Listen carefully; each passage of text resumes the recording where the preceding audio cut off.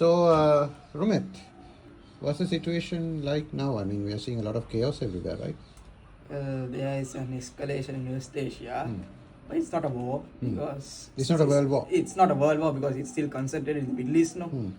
So a lot of players are involved. You have the United States of America, Israel, and other countries, Hezbollah, UAE, Qatar.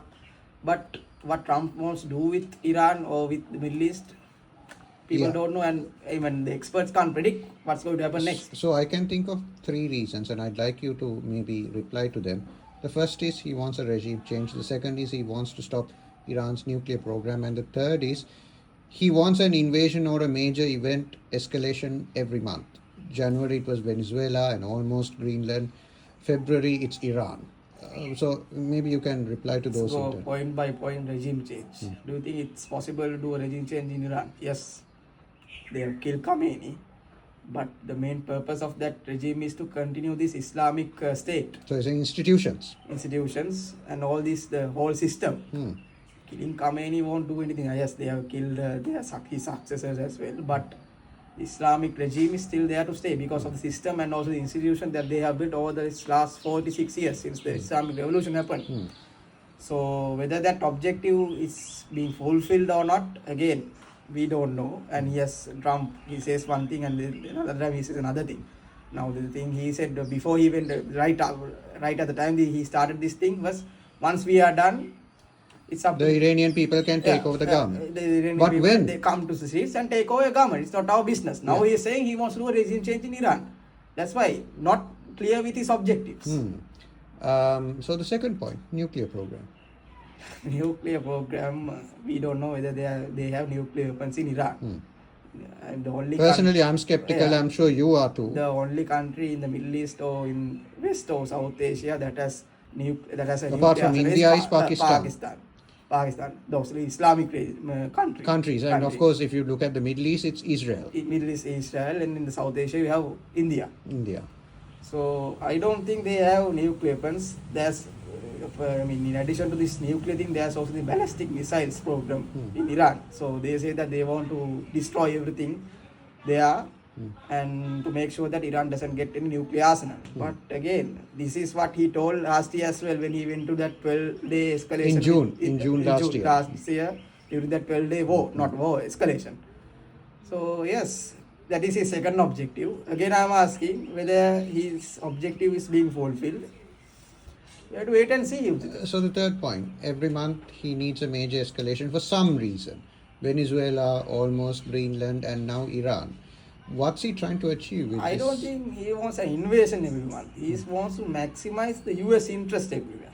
So has he maximized it in Iran? He has 4 objectives. He might come up with another objective tomorrow.